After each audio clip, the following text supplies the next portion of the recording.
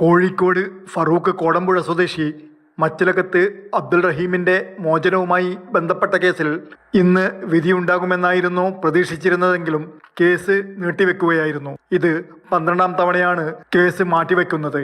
പൊതുസുരക്ഷയുമായി ബന്ധപ്പെട്ട കേസ് തീർപ്പാക്കാത്തത് കാരണമാണ് case നീളുന്നത്.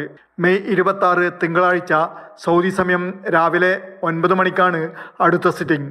Saudi ബാലൻ കൊല്ലപ്പെട്ട കേസിൽ റിയാദിലെ ഇസ്കാൻ ജയിലിൽ കഴിയുകയാണ് അബ്ദുൾ റഹീം.